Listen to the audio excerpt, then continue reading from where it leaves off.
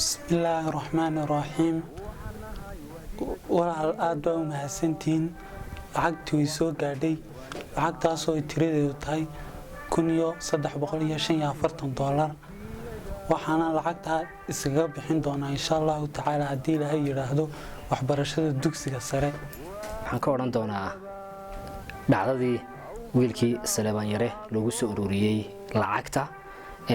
ay ugu soo ururiyeen Somali Faces taasoo laga keenay dadka dunida dacaladeeda ku kala nool Salebaan sidoo uu inoo sheegay aan maqlayseenba